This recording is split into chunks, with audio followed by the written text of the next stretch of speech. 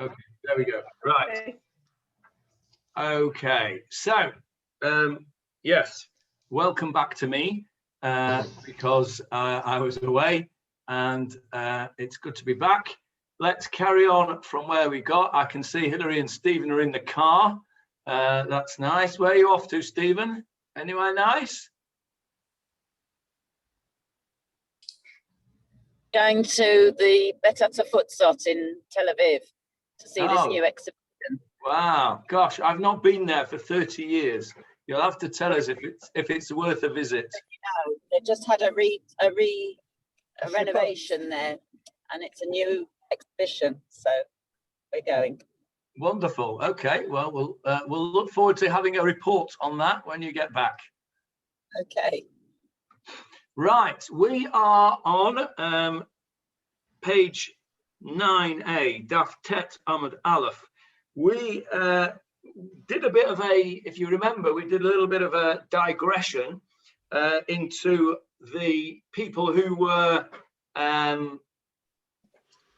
disqualified from being witnesses, because the Mishnah that the Gemarah that we're doing now quoted a Mishnah on page 24b, which we will get to in due course. But we jumped over to that in the last couple of weeks. We spent looking at the different types of people who were disqualified from being a witness, and we spoke about that. We spoke about the dice players and the pigeon flyers. We also spoke last time, if you remember, towards the end, we spoke about the people who eat in the street. The Gemarah says that people who eat in the street are like dogs, and they are not to be to have their testimony heard. And we finished off last time, which was not last week, obviously, because I was away the week before. We finished off with the idea that this was an example of how the halakha does change with the mores of society. We would like to think, wouldn't we, that the Torah is immutable, halakha is immutable, nothing changes, but it's not true. Over the centuries, the halakha has changed, and it's changed with the mores of society. Funnily enough, I was listening as I was out on my constitutional yesterday. I was listening to something which was describing a scenario which took place in the 1930s, or maybe even the early 40s.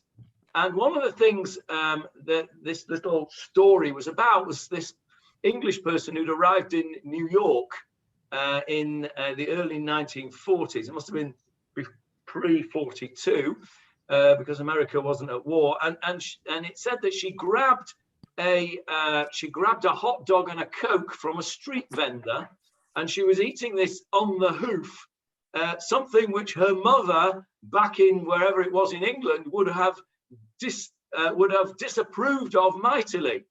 And it made me smile, because there we were a couple of weeks ago discussing the fact that the Gemarah says that if you eat in the street, you're like a dog.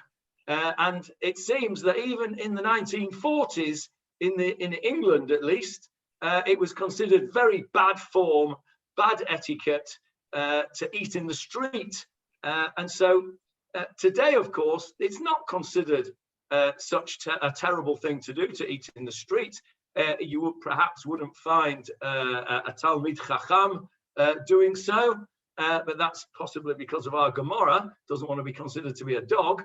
But society has changed. The concept that a person who eats in the street would be pasul from Eidut, would be not allowed to give a testimony, is clearly not the case today. That would not disqualify somebody today.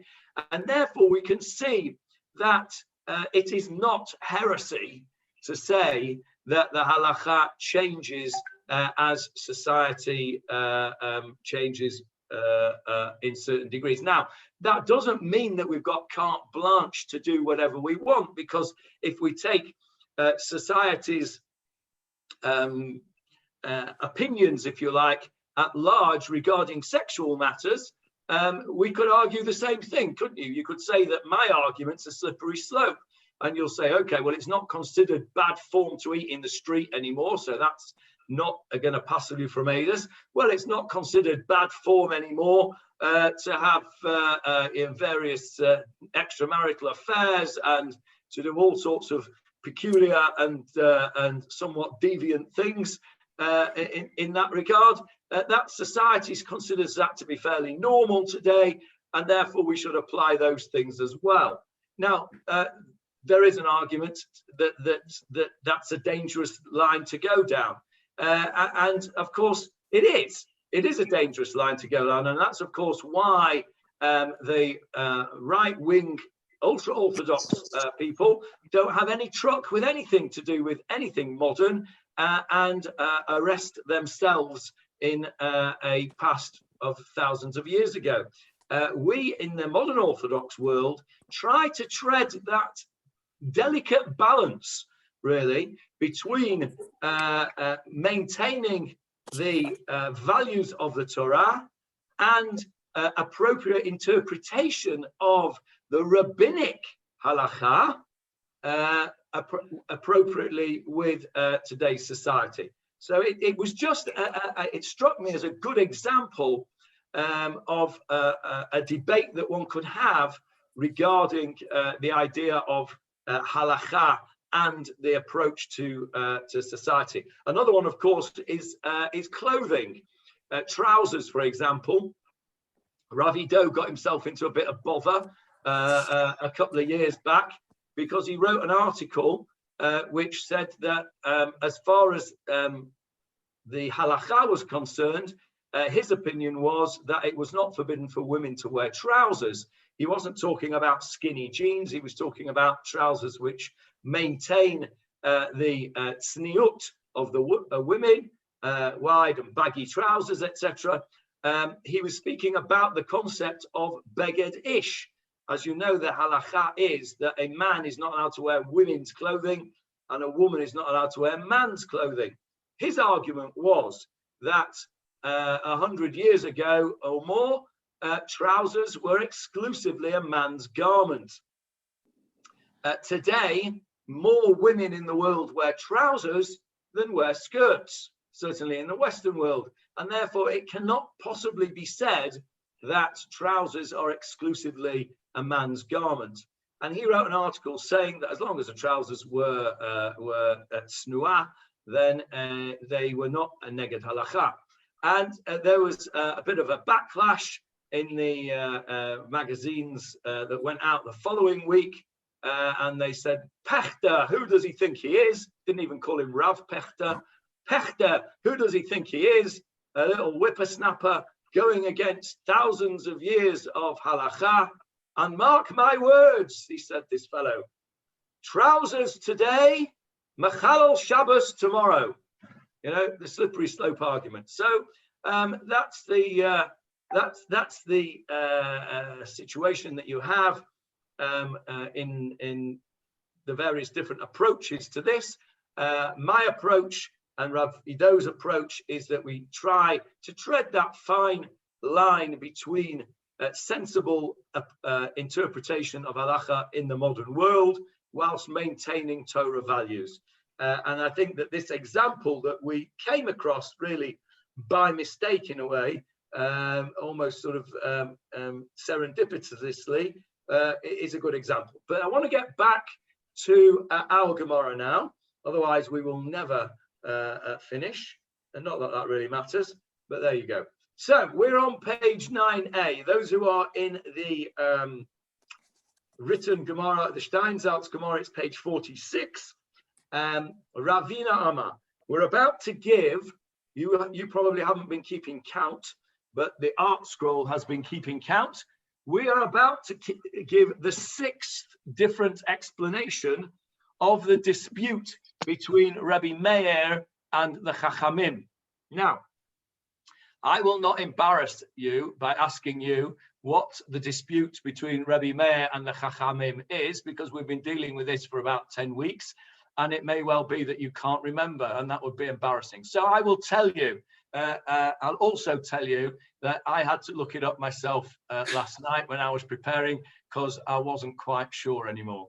So the dispute is this. We were talking about, if you remember all those weeks ago, we were talking about how many judges are required for a case of motzi shem ra, a defamer, the man who says, my wife was not a virgin on our wedding night, and he wants to try and get out of paying the ketubah, and there's a case going on there. How many judges? So Rabbi Meir says we need 3 judges in accordance with the first words of the Mishnah of the first Perek of the first Mishnah of Sanhedrin, which says, Dinei mamonot bishlosha. Monetary matters are dealt with 3 judges. Rabbi Meir says, quite straightforwardly, it's a money matter, 3 judges.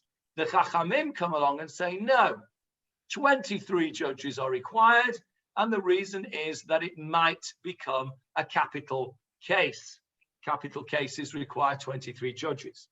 Now, why might it become a capital case? There was a dispute, a subplot dispute, you will remember, I'm absolutely certain, between Ulla and Rava. Ulla was the one who said, we're worried about gossip, that when somebody hears there is a case going on of motzi shem ra here, and this idea of whether they're going to have to pay the ketubah or whether he's going to have to pay a fine of 100 silver shekels, somebody may come along and say, actually, I've got evidence that this woman did commit adultery because I was one of the 2 witnesses that saw it, and then it turns into a capital case. Ulla says, we better start with 23 judges in the first place in case it turns into a capital case through what is known as a gossip. Rava, on the other hand, said, no, we're not worried about that. The reason that we want 23 judges, say the Chachamim, is because we're worried about the kavod, the honor of the judges. We don't want to be going around dismissing judges and bringing new ones because people will think there was something wrong with the original judges. And then we had, so far we've had 5, we're going to have a 6th one today. We're going to have our 6th attempt at narrowing down the issues, because as you know, the idea of the Gemarah is to try and get a consensus of opinion. And if we can get consensus of opinion between the rabbis, that enables us to firm up the halakha. So what we try and do is we try and find the most obscure case that we can say is the dispute between Ulla and Rava, or the dispute between Rabbi Meir and the Chachamim, and we can say that's the one that they are disputing, and all others they agree on. That's the point of what we're doing here, to try and get agreement on the majority of cases. So Ravina comes along and he says, our Mishnah, this is the discussion between Rabbi Meir and the Chachamim. Ravina Amar, Ravina says, Kagon, for example, in other words, our case is an example of Shenimptza. It turns out from the word motze, to find, right? Shenimptza, it becomes, literally, it becomes found. It turns out, Echad min ha'edim, one of the judges, one of the witnesses, karov or pasul, is a relative or is disqualified. And that's where we went off on our tangent to look at the disqualified witnesses.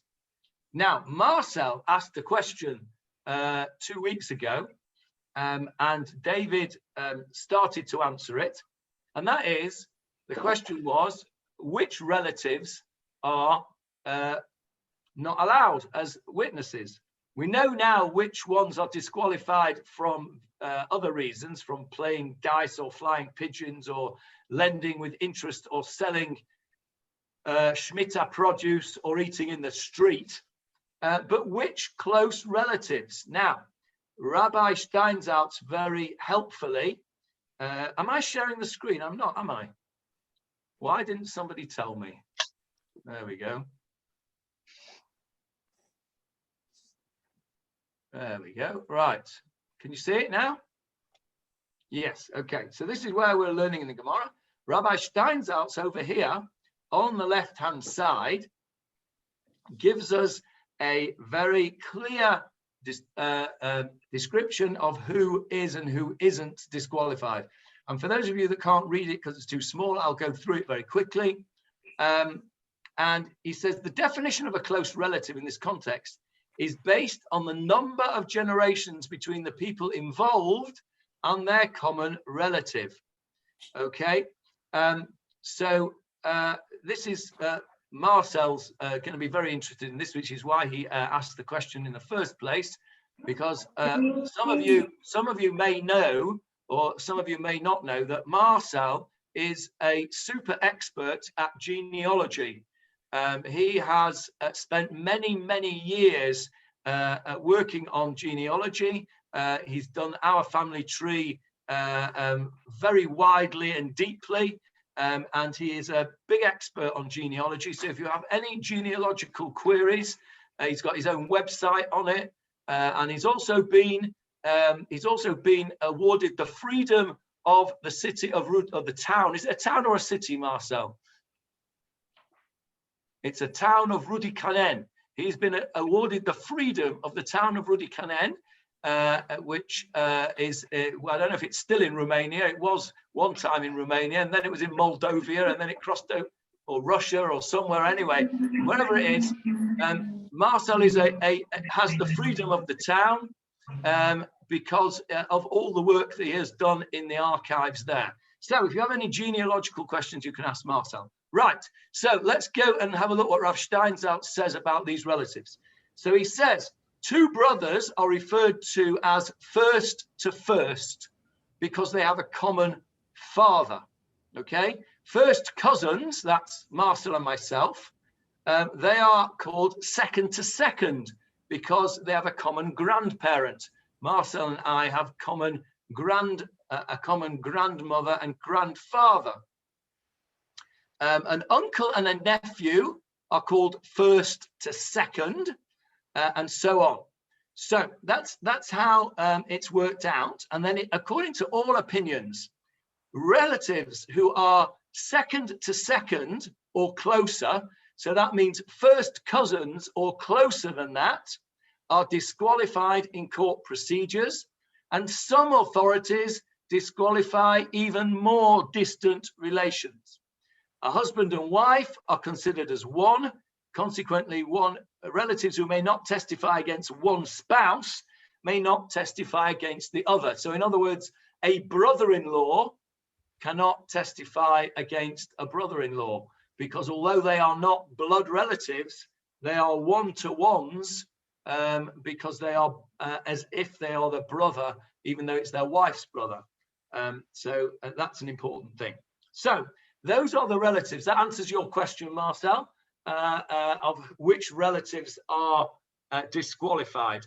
So let's go and have a look. So now our situation is, remember, we're talking here about a scenario where the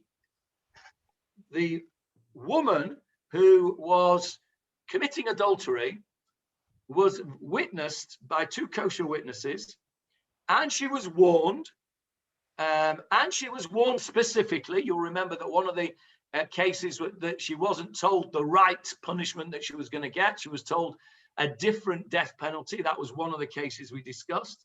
So here, this is a case where one of the witnesses who witnessed the act, which could bring it to be a capital case, turned out to be disqualified, either by dint of being a relative or by dint of being one of the categories of disqualified witnesses that we discussed last week and the week before.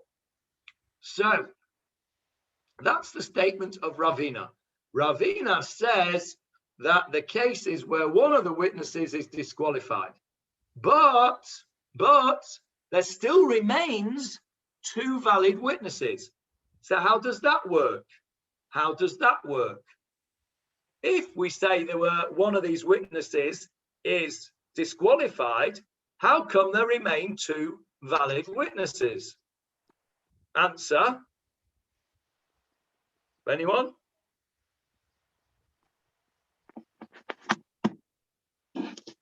Well, it's obvious. There must have been three witnesses. One of them's disqualified, and that leaves two.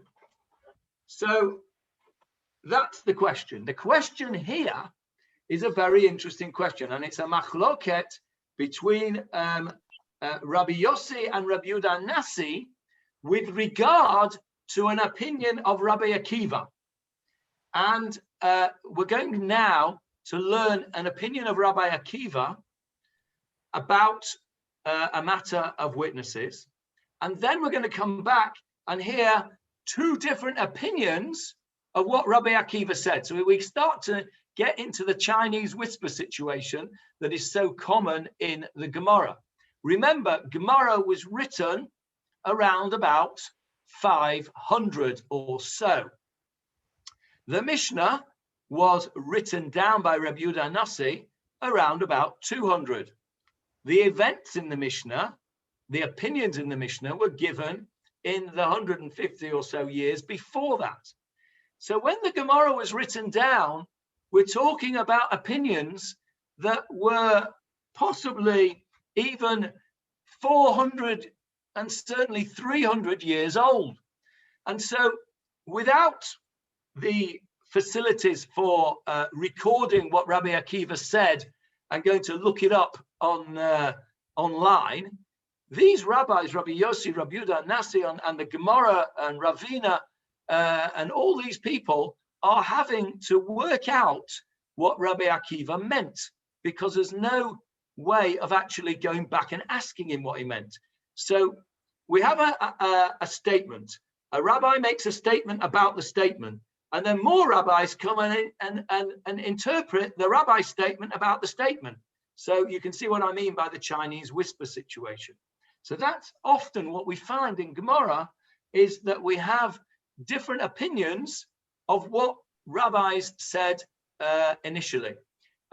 Tony Manchester has now turned on his camera, so I still can't see who it is because the light coming from the skylight means it's all dark. Oh, it's Tony Levinson. That's nice. Hello, Tony. Tony Manchester is Tony Levinson. Welcome to Tony Levinson. Now I can see who you are. Nice of you to join us. Okay, so we're learning, as you can see, the Gemarah in Sanhedrin. So let's have a look at what Rabbi Akiva said. And as you can see from Rav Steinsaltz, it's a Mishnah in Makot. Makot, page 5b. So I have got that ready for you. And I'm going to share my screen with you to give you Makot B. 1 second. Makot 5b, Daf Hey Amud Bet, and here it is. Now, the Mishnah cites another derivation based on the juxtaposition of 2 to 3. Now, this Mishnah in Makot is discussing a pasuk in the Torah, in Dvarim, in chapter, can't remember, 19. Chapter 19 of Dvarim. Leon is scurrying for his Dvarim, and it is in Parashat Shoftim, and it is talking about our very subject, and that is how many witnesses are required for conviction in a Jewish court. Now, we all know, don't we, that it's 2. The answer is you need 2 witnesses. We all know that. But pretend for a moment, fresh eyes, pretend for a moment that you do not know that halacha, and you're reading the Torah, and you get to Parashat Shoftim, chapter 19, and you get to verse 15, and this is what you hear. Leon. A single witness shall not stand up against any man for any iniquity or for any error regarding any sin that he may commit, according to 2 witnesses or according to 3 witnesses shall a matter be confirmed. Okay, so there you have a pasuk which says very clearly, al pi shnei edim or al pi shlosha edim yakum davar. A matter can only be established, in other words, you can only convict on the testimony of 2 or 3 witnesses. Now, there's an obvious question on this pasuk, isn't there? Remember, you don't know the halacha.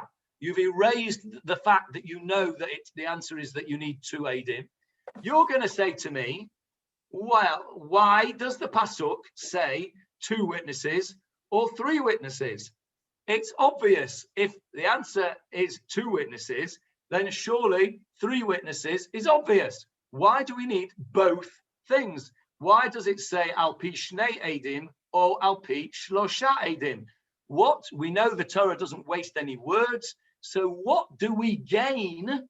What do we gain by the fact that we're told, or by the mouth of 3 witnesses? Why does it not just say by the mouth al pi shnei edim, by the mouth of 2 witnesses, the matter shall be confirmed? What do we gain by this extra bit? And that is the subject of the Mishnah in Makot, which Rabbi Akiva gives an opinion on. And that is where we're going to go now. So the Mishnah cites a derivation based on the juxtaposition, that's just a fancy word for being one next to the other, of 2 to 3. In other words, the fact that 2 witnesses and 3 witnesses are mentioned in the same pasuk with no obvious reason, that's telling us the following. I'm in the Mishnah here in the Hebrew, first of all. Echad mehen karov or pasul. You'll remember those words from our own Mishnah. If one of them is a relative or is disqualified, eidotan betela, af shlosha nimsa echad mehem karov or pasul, eidotan betela.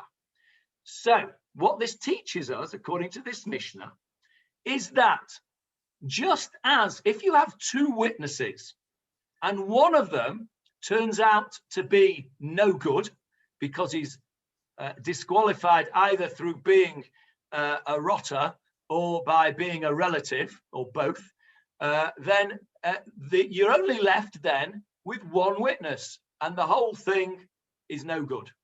You might think, like our Mishnah said, that if you've got 3 witnesses and one of them is no good, you're still left with 2 kosher witnesses, and therefore it's okay. The Mishnah says, no, if you've got 3 witnesses and one of them is no good, then the whole lot is out. It's a bit counterintuitive. You wouldn't think that, would you? You would normally think that one of them's no good, we're left with 2, 2 are okay, 2's fine, it says so. No, the Mishnah says what we learn from this juxtaposition of 2 and 3 witnesses in that verse in Devarim that Leon just read out, that teaches us that even though you would still have 2 valid witnesses remaining, if one of the 3 are pasul, then the whole case collapses. Now, how do we know that? Minayin afilu mea, and then it says this applies, by the way, even if there are 100 witnesses or 1,000 witnesses or 1,000,000 witnesses. If one of them is pasul, then the whole thing collapses. Now, I'm sure you can see potentially there is a massive problem here.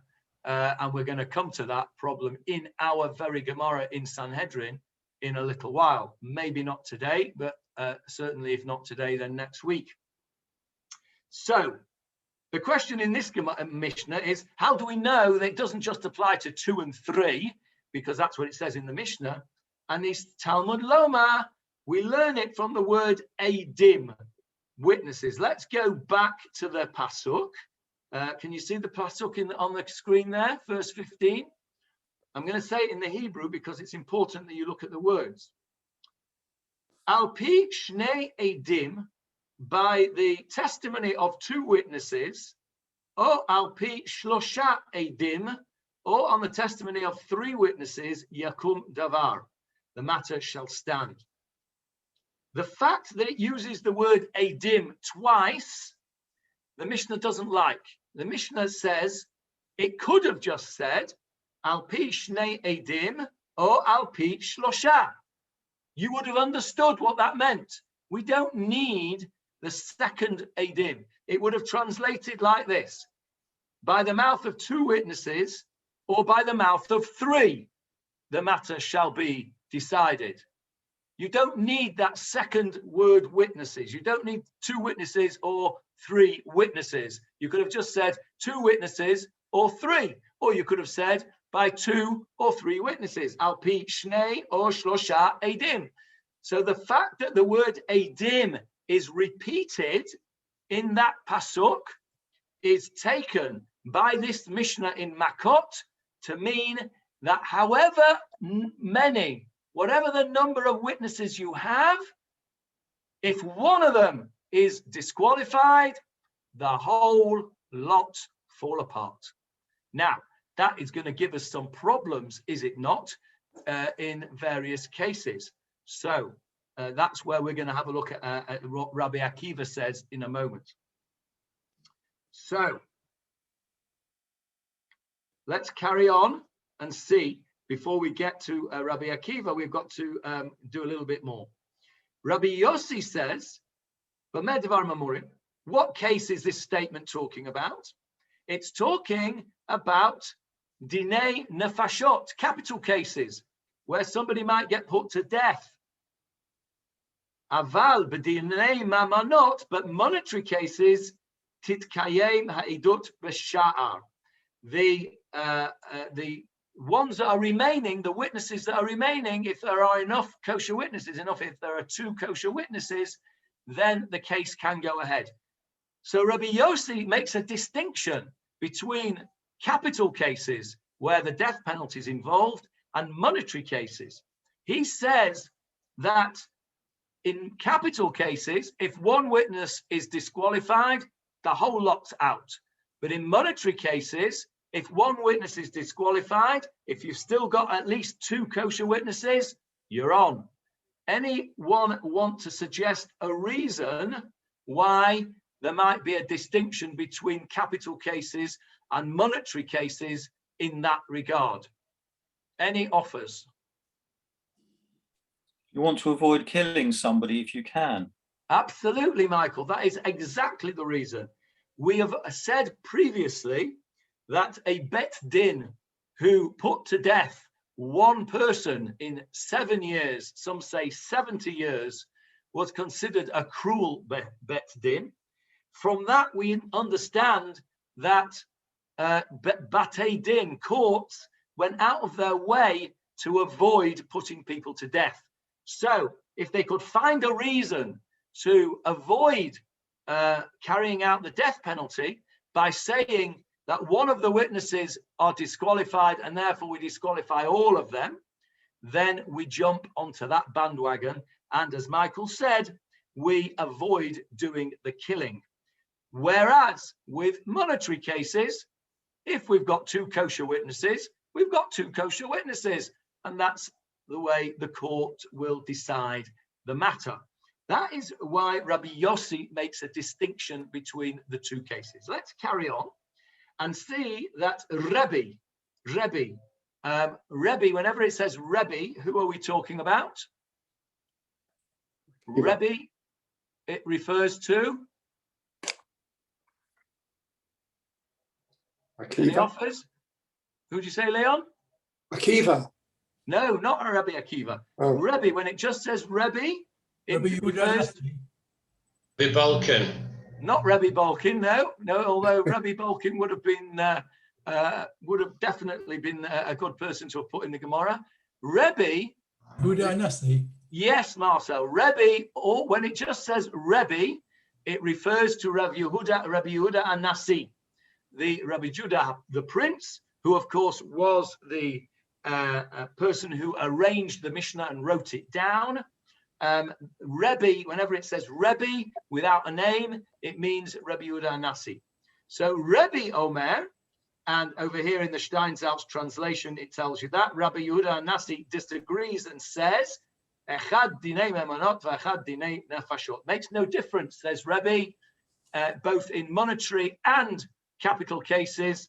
If one of the witnesses is disqualified, the case fails, even if you've got two left. Okay, now, we've not even got to Rabbi Akiva yet. We're going to get to retry the case if they found another two kosher witnesses. Okay, we're going to come to that in a sec, Johnny. Good question. Okay. So the obvious question here is that what happens if a person commits a crime in front of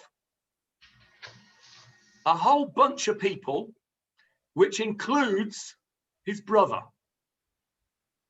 So let's say he commits murder. A person commits murder in front of 100 people, one of which is his brother. According to what we've said now, he can never be convicted because his brother is disqualified as a witness because he's a relative, he's a one-to-one relative, he's a first-to-first relative.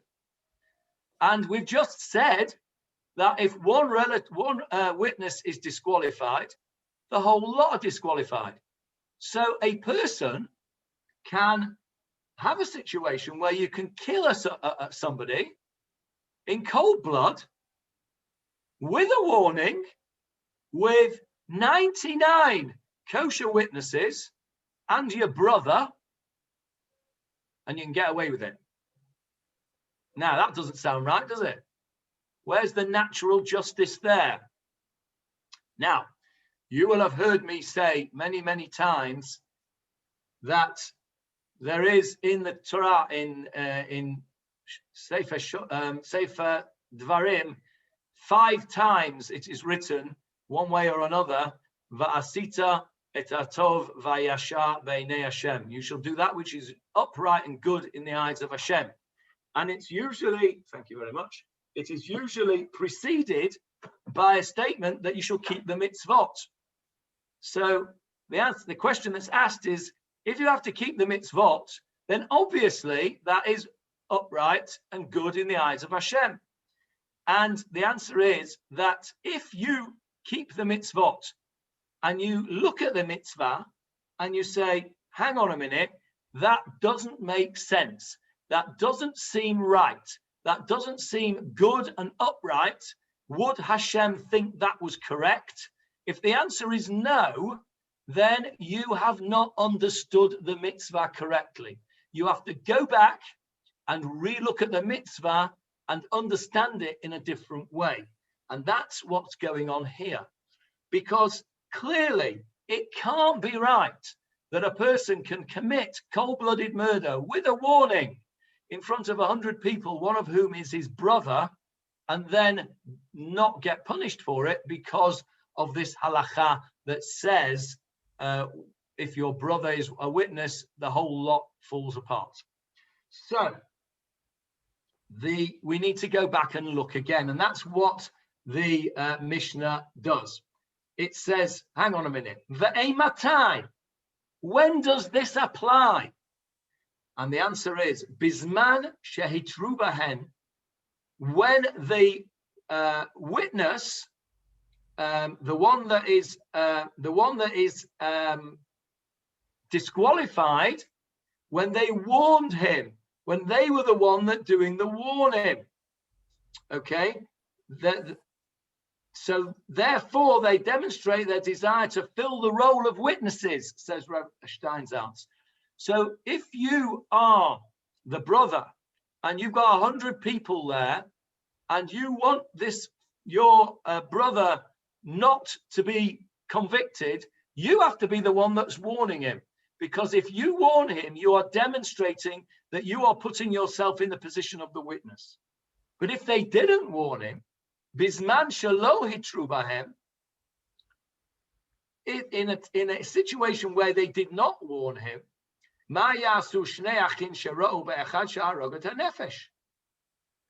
what shall two brothers do in a case where they, together with others, saw someone who killed a person?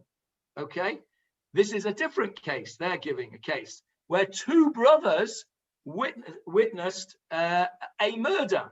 The reason that this is a problem is that two brothers cannot be witnesses against the same person. Two brothers cannot be witnesses against the same person for the same reason. So if two brothers are there amongst a bunch of other witnesses, then that could also result in the person getting off, but only if one of the brothers, or if the brothers themselves warn the perpetrator, because by warning them, they are saying, we are putting ourselves in the place of the witnesses. However, in a situation where the relatives did not do the warning, somebody else did the warning, then the fact that they are there does not disqualify the other witnesses, because they have not declared their intent to be witnesses. Okay, that is the halacha in Makot. Now, let's skip down a bit to the Gemara and hear Rabbi Akiva's view, because then we're going to go and hear our Gemara's view on what Rabbi Akiva said. So you understand now why I've had to give you the background of what Rabbi Akiva is talking about. Rabbi Akiva Omer. Rabbi Akiva says, Lo ba shlishi, etc. The third witness in our pasuk in Dvarim is only coming to make the judges more machmir, more what's the word? Strict. That's the word. Strict. Thank you. And not for leniency. Let's see what he's talking about. What does Rabbi Akiva say? Let's go back to our Gemarah now.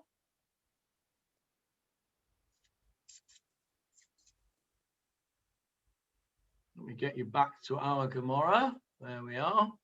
So, here, Rabbi Yossi and Kamifleke beplukta de Rabbi Yossi v'Rebbe. What Ravina is saying is that our dispute between Rabbi Meir and the Chachamim parallels the dispute between Rabbi, that's Rabbi Yehuda Nossi, and Rabbi Yossi with regard to what Rabbi Akiva said. Now, we're going to learn now what Rabbi Akiva said. Rabbi Akiva said, Lo ba shlishi ela lahachmir alav. This third witness is only there for a stringency, so that the judges can be strict with him. Lasot dino kayotse ba'elu, to make his status like the other two witnesses. Now, what's he talking about? Remember, a few weeks ago, we spoke about the case of Eidim Zomamim. These were witnesses who were false witnesses, who tried to convict somebody by coming along and saying, I saw Fred Bloggs commit this sin at such and such a place and such a time. Two people come along and say that. A second pair of witnesses come along and say, that cannot be true, because those two witnesses who said they saw Fred Bloggs do this Aveira in such a place at such a time were not there, because we were with them at another place at the same time. And you cannot be in two places at one time, and therefore they must be lying. And they are called Eidim Zomamim. They are corrupt witnesses. So what they were trying to do, these Eidim Zomamim, they were trying to falsely convict Fred Bloggs. Now, as you know from our discussions a few weeks ago, Eidim Zomamim, these corrupt witnesses, they end up getting the punishment that they had intended for Fred Bloggs. So if the case was a capital case and they had brought testimony that would, had it been accepted, have led to the conviction of Fred Bloggs for a capital offence, these Eidim Zomamim will receive the death penalty in place of Fred Bloggs. That is a deterrent, if ever there was one, for somebody not to be an Eid Zomem, a corrupt witness in that manner. Now, that's the background. Rabbi Akiva says, I'll tell you why this third witness is brought in our pasuk. It's to be strict. You may think that a scenario such as this, Fred Bloggs is on trial.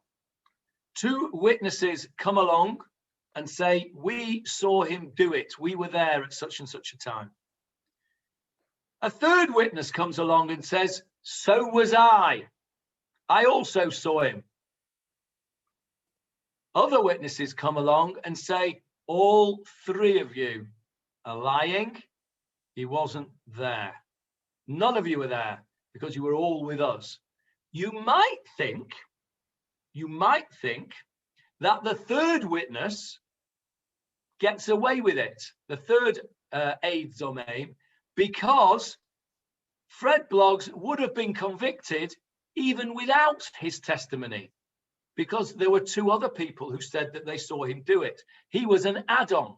So you might think that the two first witnesses, the first two Eidim Zomamim, get the punishment that Fred Bloggs was due, and the third one would walk away. And you would say, well, he doesn't get involved in this because it made no difference whether he was there or not, because the first two were the witnesses and he was just an add-on. Rabbi Akiva says no.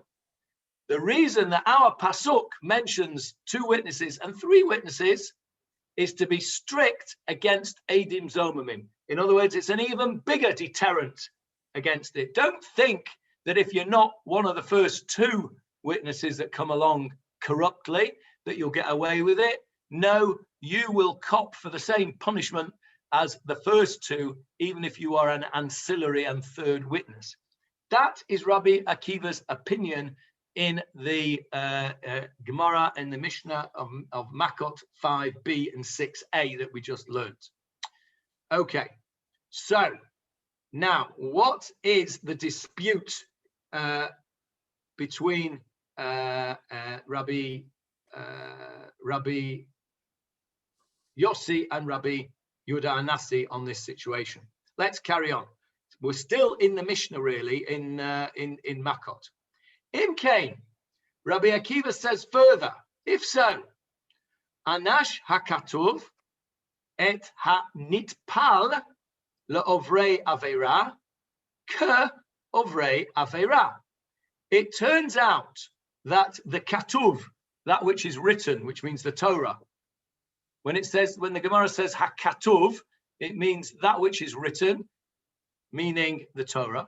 The Torah punishes hanitpal le'ovrei aveira. Anybody know what the word metapel means? Does anybody have a metapel or a metapelet? The carer. Correct. A I metapel. haven't got one there. Please God, you won't need one for many years, Johnny. No. Actually, that's not true. You've got Linda. Yeah, I have, yeah. She looks after you very nicely, I believe. She does. Okay, you're right. A metapel or a metapelet is somebody who cares. It's a carer. This is the same word. Hanitpal, somebody who cares for, or in a different way, somebody who assists. Le'ovrei aveira. So the Torah punishes somebody who assists somebody who does an aveira, as Rabbi Steinsaltz translates it, an accessory to transgressors. an accessory, meaning somebody who is an assistant. So if you assist, if you help, if you are a metapel to somebody who does an Aveira, according to this, according to Rabbi Akiva, the Torah will give you the same punishment as if you did the Aveira yourself. Now, we are short of lawyers this week. We've only got Leon. You're on your own this week, Leon. Howard and Sharon has gone back to the States, so it's the middle of the night, and Howard's not here today. So we rely on the Liverpool law today to tell us, is that the case in English law? Are accessories to transgressors treated like the transgressor themselves, or are they treated more leniently? Absolutely. They may, it depends on their role. It depends how close to committing the crime they are. For example, the driver of the vehicle which brought the sinners to the scene of the crime, then he'd probably be given the same sentence as the criminals themselves. Right. Okay, that's very interesting. So that aspect of British law fits in with the opinion of Rabbi Akiva. And so Rabbi Akiva says something more, and this is really where Rabbi Akiva is coming from, because Rabbi Akiva was the one who, when he saw the site, S-I-T-E, of the Beit HaMikdash plowed up into a field, and he saw a fox running across it, he laughed. It's a very famous Gemarah. He laughed. And the other rabbi said to him, Akiva, you lunatic, why are you laughing? The Beis HaMikdash has been destroyed. It's completely, it's a field. Foxes are running wild in the Kodesh Kodashim. Why are you laughing? And Rabbi Akiva said, just as the prophecy that the Beit HaMikdash would be destroyed and foxes would be roaming around on them has now been fulfilled, I now am certain that the prophecy that the Beit HaMikdash will be rebuilt will also be fulfilled. In other words, Rabbi Akiva was the person who could always see the positive. He could always find something positive out of the scenario.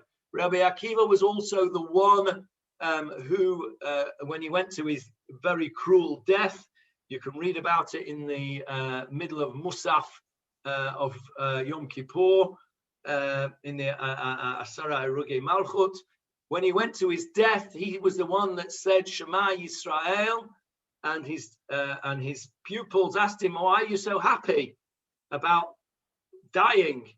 And he said that now he understood that he could fulfill the mitzvah of Ve'ahavta et Hashem Elokecha b'chol levavecha v'chol nafshecha v'chol ma'odecha. V'chol nafshecha meant with all his soul. He was giving up his life for Hashem, for Torah, and he was able to understand and fulfill that mitzvah. So even at that time, Rabbi Akiva was the one that was looking for the positive, and that's why he brings this seemingly negative aspect, which is that the metapel of Rei Aveira gets a punishment, the accessory gets a punishment, because he then goes on to say this. Al-achat kama v'chama, that's a common expression you might come across. Literally, it means on one more and more, it means how much more so. Al-achat kama v'kama, how much more so. Sheyishalem sachar, will Hashem give sachar. What's sachar? Yes, wages.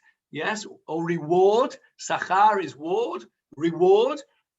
We say it in Shmona Esra, don't we, every day? V'tein sachar tov l'chol abotchim b'shimcha be'emet. May he give a good reward to everyone who trusts in his name. V'tein sachar tov. Sachar is reward. How much more so will he pay a reward? Et hanitpal le'osei mitzvah ke'osei mitzvah, to the person who is an accessory to the performance of a mitzvah. So if you help somebody do a mitzvah, you will get the reward like the person doing the mitzvah himself. So the reason that Rabbi Akiva gets involved in this whole situation of 2 and 3 witnesses and brings a seemingly harsh opinion that an accessory to an Aveira gets punished like the person doing the Aveira is in order for him to bring an al-achat v'kama v'kama, how much more so those who do, who assist people to do a mitzvah get the reward. And of course, that is the basis for that many people are very keen to help people to do their mitzvah, because they are not that one should only do a mitzvah for the reward, but they're keen obviously to be in line for the reward. So I remember very vividly a scenario many years ago now. The Manchester Rosh Yeshiva, who was a very saintly man, Rav Segal. Some of us had the honor to study under him, Johnny and myself. I don't know about Marcel. Did you ever study under the Rosh Yeshiva? Yes. A very... You're muted, Marcel. Snag and Zilli. Okay, yeah. Well, I'm talking about the Rosh Yeshiva himself, Rav Segal. No. Okay, so Rav Segal was a very saintly man. And I remember very vividly, at one point towards the end of his life, he decided, for whatever reason, he needed a new pair of tefillin. Maybe they were worn out or the straps, I don't know. Whatever reason, he wanted a new pair of tefillin. Well, there was an almighty fight, almost physical fight, between the Talmidim as to who was going to pay and buy the Rosh Yeshiva his new tefillin. Because they all wanted the zechut, they all wanted the merit of being the one to enable the Rosh Yeshiva to put on his tefillin. And this is perhaps part of that reason. It won't surprise you to know that the person who actually bought the tefillin in the end was somebody whose name began with an H. I'll leave you to work out who it was. Those of you are Mavin Yovin. But there you are. The Yeshalem Same as writing a letter in the Sefer Torah, isn't it? Sorry? Same as writing one letter in the Sefer Torah. That's in well, it's like paying for somebody to write a Sefer Torah for you, really. Yeah. So this is the idea here that Rabbi Akiva brings, that somebody who assists another person to do a mitzvah gets a very significant reward. Okay, so let's just finish off this last little bit before we finish. Umashnayim. Additionally, this teaches us that just as in the case of 2, nimtza echad mehen karov or pasul edutum b'teila, just as if we find in the case of 2 witnesses, like we said before, if one of them is pasul, it's no good because you're only left with 1.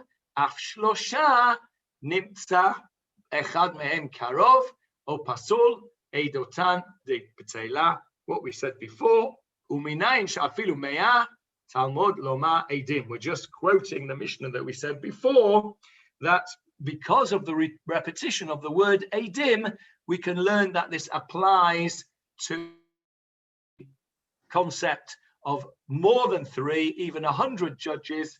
If one of them is out, then they're all out.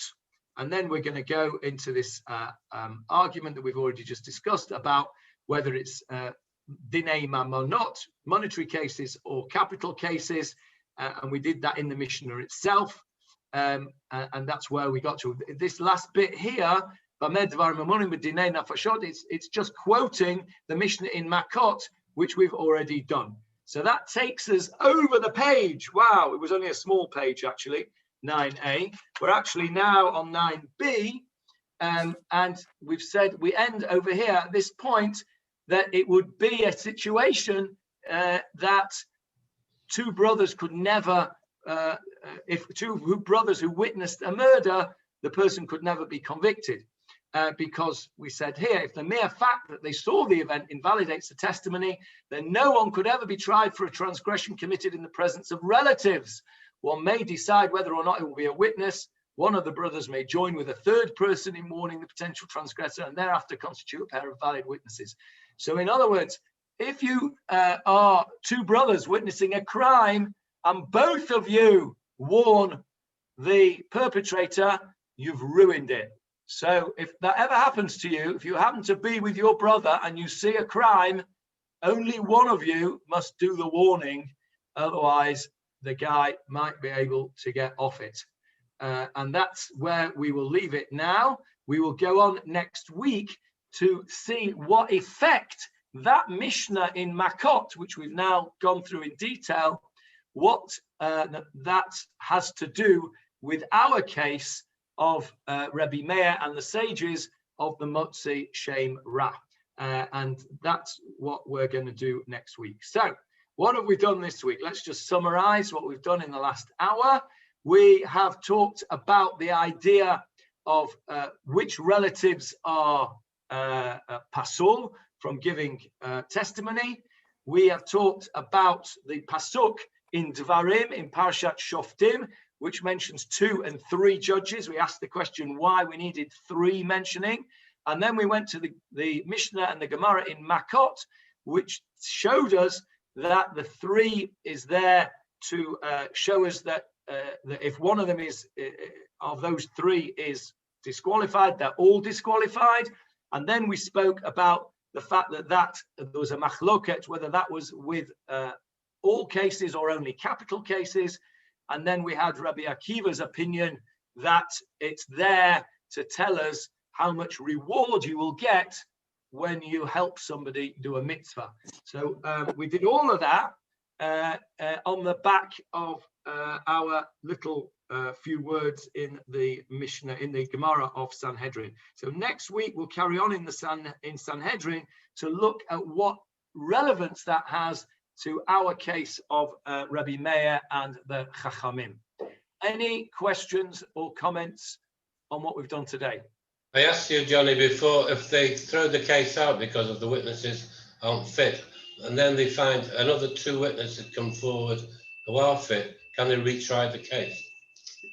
In other words, is there double jeopardy? I think that's what it's called, isn't it, Leon? Double jeopardy? Not in English law, I don't think. That's American law.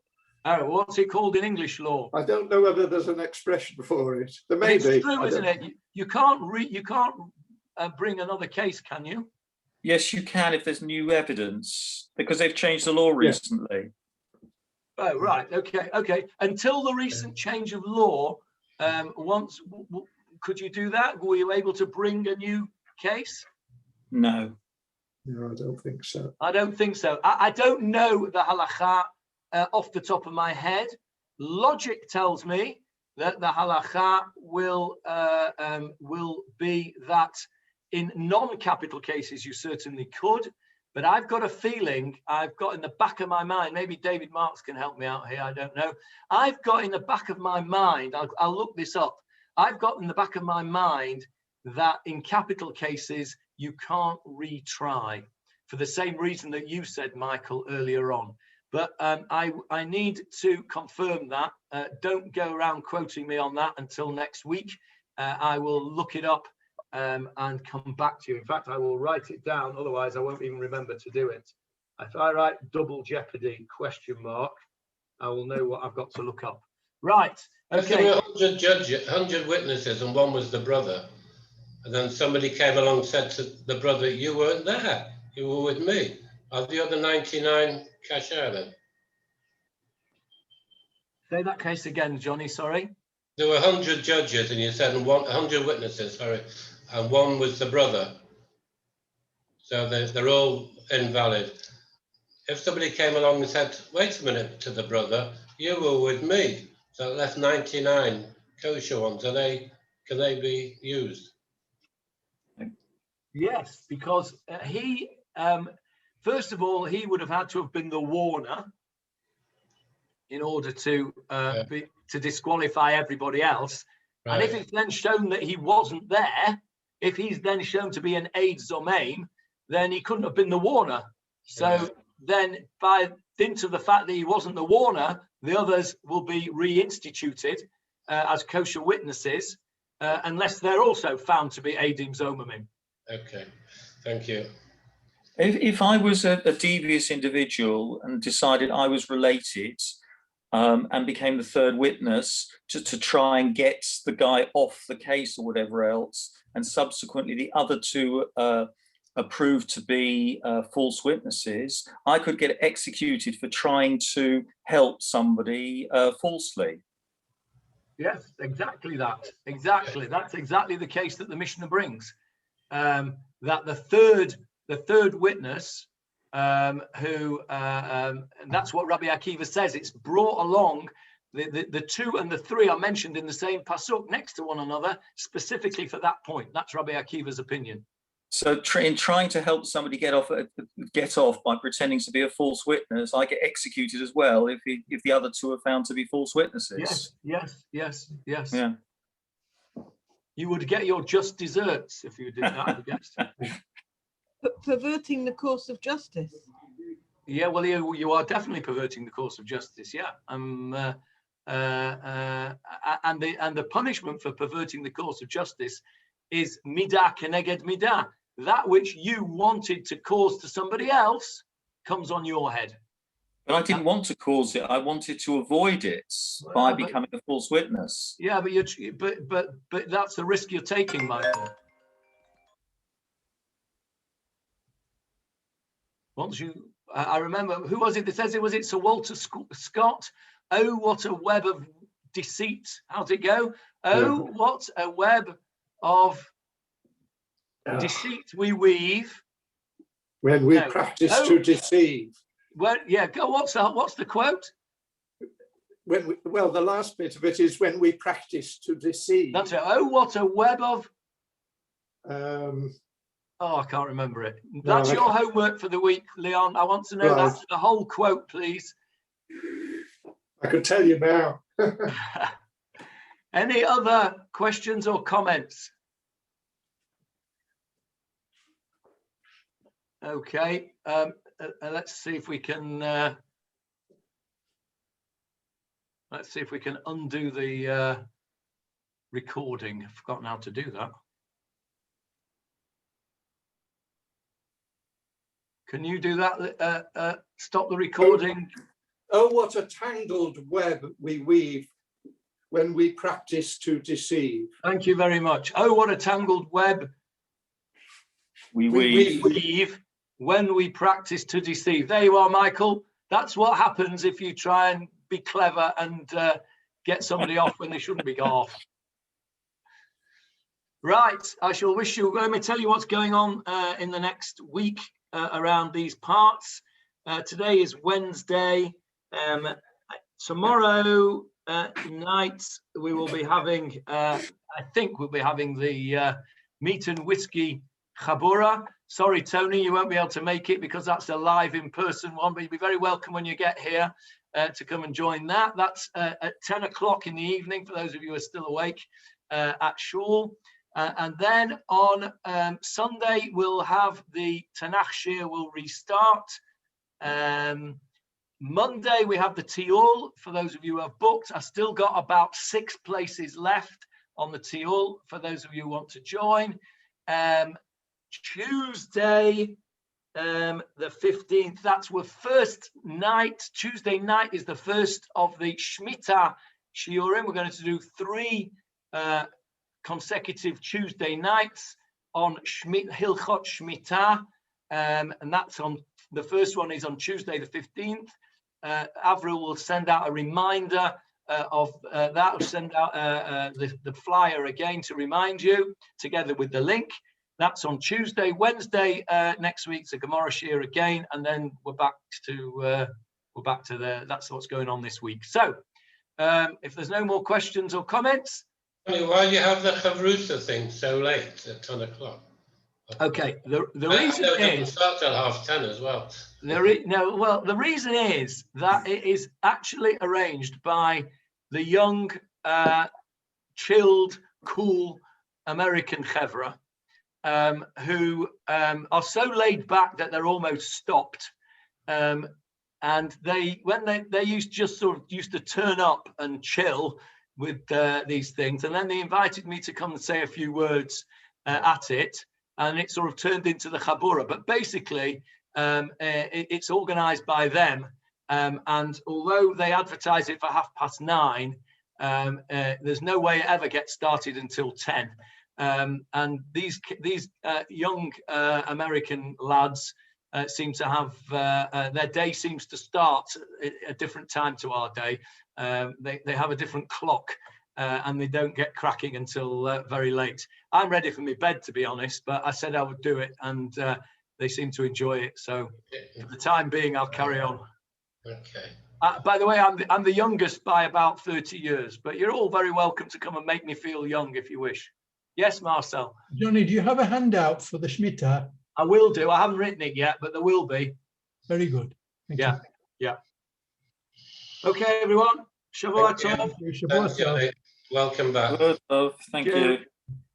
Nice to see you, Tony. Thank you, Johnny. Bye, everyone. Thank you.